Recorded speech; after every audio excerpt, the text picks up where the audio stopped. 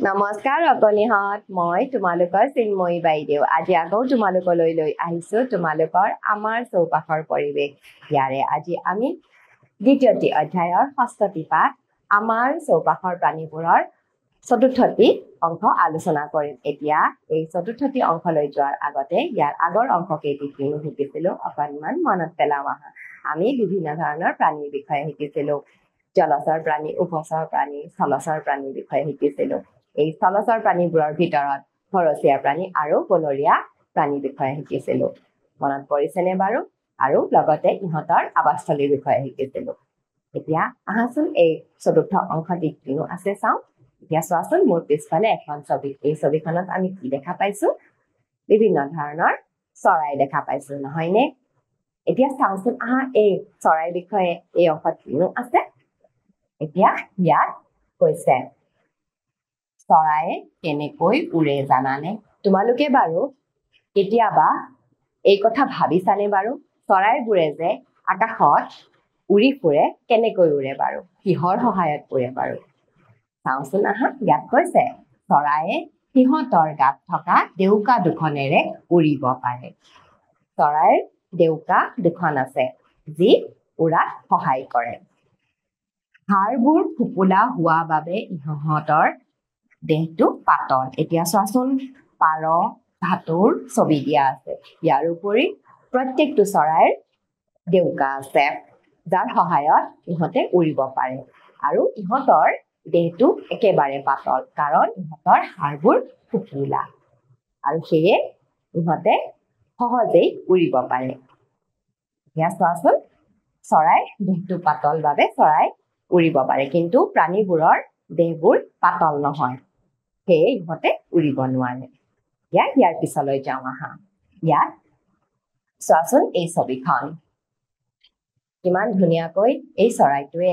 ডেউকা মেলি উৰি আছে দেখা পাইছানে বাৰু এয়া চোৱাচোন এই চৰাইটোৰ ডেউকা আৰু এই ডেউকাৰ সহায়তে ইহঁতে এঠাইৰ পৰা সিঠাইলৈ উৰিব পাৰে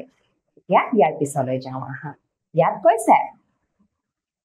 ধুৰা কাউৰী ঢেলা হাঁহ বা পেলিকান আদি চৰাইবোৰৰ ডেউকা বৰ শক্তিশালী এয়া চোৱাচোন ধুৰা কাউৰী পেলিকান ইয়াৰোপৰি বকজাতীয় চৰাইবোৰৰ ডেউকাবোৰ বৰ শক্তিশালী থাকে সেয়ে ইহঁতে দূৰ দূৰণিলৈ উৰিব পাৰে সেইবাবে ইহঁতে দূৰ দূৰণিলৈ উৰিব পাৰে দেখা পাইছানে বাৰু এয়া হৈছে ধুৰা কাউৰী আৰু এয়া হৈছে পেলিকান এতিয়া চোৱাচোন এয়া পেলিকান আৰু এয়া হৈছে ধুৰা কাউৰী ইহঁতৰ এই ডেউকা দুখন বহুত শক্তিশালী গতিকে ইহঁতে বহুত দূৰলৈকে উৰিব পাৰে ইয়াৰ পিছলৈ যাওঁচোন আহা ইয়াত চোৱাচোন আকৌ চৰাইৰ ছবি দিছে এয়া হৈছে চিলনী আৰু এয়া শগুন তোমালোকে বাৰু এই চৰাইসমূহ চিনি পাইছানে ইয়াত কৈছে তেনেদৰে শগুন চিলনী আদি চৰাইয়ে বহুত ওপৰলৈকো উৰিব পাৰে এতিয়া চোৱাচোন এই চিলনী হওক শগুন হওক ইহঁতে আকাশৰ বহুত ওপৰলৈকে উৰিব পাৰে আৰু ইহঁতে সেই বহুত ওপৰৰ পৰাই নিজৰ শিকাৰ ক'ত আছে ওপৰৰ পৰাই দেখা পায় এতিয়া ইহঁতৰ ডেউকা কেইখন চোৱাচোন কিমান শক্তিশালী আৰু সেয়ে ইহঁতে বহুত ওপৰলৈ উৰিব পাৰে এতিয়া ইয়াৰ পিছলৈ যাওঁ আহা কিছুমান চৰাইয়ে উৰিব নোৱাৰে যেনে উট পক্ষী আৰু পেংগুইন এয়া চোৱাচোন পেংগুইন আৰু এয়া হৈছে উট পক্ষী এই দুয়োটা চৰাই কিন্তু উৰিব নোৱাৰে উট পক্ষী পৃথিৱীৰ চৰাইবোৰৰ ভিতৰত আটাইতকৈ ডাঙৰ এয়া চোৱাচোন উট পক্ষী এই উট পক্ষীয়ে হৈছে গোটেই পৃথিৱীৰ চৰাইবোৰৰ ভিতৰত আটাইতকৈ ডাঙৰ চৰাই কিন্তু এই উট পক্ষীয়ে উৰিব নোৱাৰে ইয়াৰ পিছলৈ যাওঁচোন আহা ইয়াত কৈছে উট পক্ষীয়ে খোজ কাঢ়িব আৰু বেগাই দৌৰিবও পাৰে উট পক্ষীৰ ঠেং কেইখন দেখি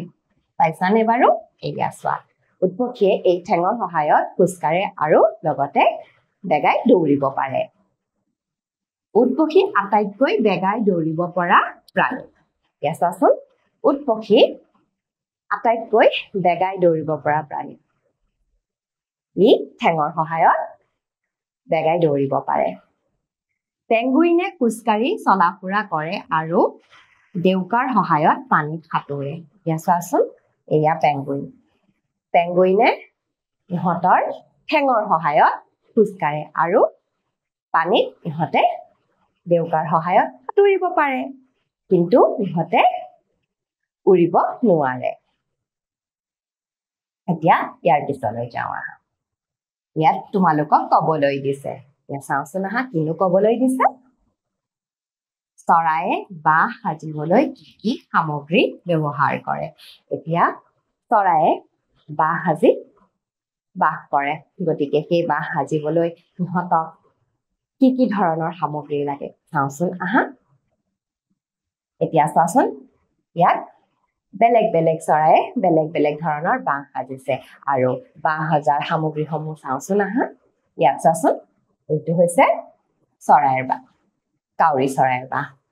এতিয়া কাউৰী চৰাইৰ বাহৰ কাৰণে কি প্ৰয়োজন হৈছে দেখা পাইছানে গছৰ বিভিন্ন ধৰণৰ ঠাল ঠেঙুলি আৰু এয়া হৈছে ঘনচিৰিকা চৰাই খেৰ কুটাৰে এই বাহটো সাজিছে ঠিক তেনেকৈ পাৰ চৰাই চোৱাচোন পাৰ চৰাইৰো সৰু সৰু ঘাঁহ বা এনেকুৱা সৰু গছৰ ডালপাত আনি এনেকৈ বাহটো সাজিছে আৰু এয়া হৈছে টুকুৰা চৰাই সৰু ঘাঁহৰ সহায়ত এনেকৈ নিজৰ বাহটো সাজিছে আৰু এয়া চোৱাচোন বগলী চৰায়ে গছৰ ডাল পাত বা ঠাল ঠেঙুলিৰ সহায়ত নিজৰ বাহটো সাজিছে ঠিক তেনেকৈ এয়া চোৱা শগুনৰ বাহটো একেবাৰে ওখ গছত হয় আৰু ইহঁতেও তেনেকৈ গছৰ সৰু ঠাল ঠেঙুলিৰে নিজৰ বাহটো সাজে গতিকে চোৱাচোন বিভিন্ন চৰাই বিভিন্ন ধৰণৰ সামগ্ৰীৰে এনেকৈ নিজৰ বাহটো সাজায় এই সামগ্ৰীবোৰৰ ভিতৰত বিভিন্ন ধৰণৰ গছৰ ডাল পাত খেৰ কুটা ঘাঁহ আদি এতিয়া ইয়াৰ পিছলৈ যাওঁচোন আহা ইয়াত সুধিছে তলৰ কোনটো চৰায়ে উৰিব নোৱাৰে পেঙ্গুইন নে চিলনি তোমালোকে কোৱাচোন কোনটো চৰায়ে উৰিব নোৱাৰে হয় পেঙ্গুইনে উৰিব নোৱাৰে গতিকে ইয়াত আমি চিন দিলো ইয়াৰ পিছলৈ যাওঁচোন আহা ইয়াত সুধিছে তলৰ কোনটো চৰায়ে বহু ওপৰলৈকে উৰিব পাৰে ঘনচিৰিকা নে শগুন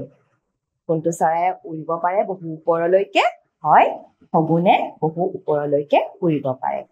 গতিকে মৰমৰ অকণিহঁত আজি আমি চৰাইৰ বিষয়ে শিকিলো চৰাই দেউকাৰ সহায়ত যে উৰিব পাৰে সেই বিষয়ে জানিলো লগতে কিছুমান চৰায়ে উৰিব পাৰে আৰু কিছুমান চৰায়ে উৰিব নোৱাৰে পৃথিৱীৰ আটাইতকৈ ডাঙৰ চৰাইবিধৰ নামো আমি জানিলো লগতে চৰায়ে কি সামগ্ৰীৰে নিজৰ বাহ তৈয়াৰ কৰে সেই বিষয়ে শিকিলো আজিৰ এই অংশটো মই ইমানতে অন্ত পেলাইছো পৰৱৰ্তী অংশলৈ পুনৰবাৰ তোমালোকৰ লগত উপস্থিত হ'ম আজিৰ কাৰণে আহিছো নমস্কাৰ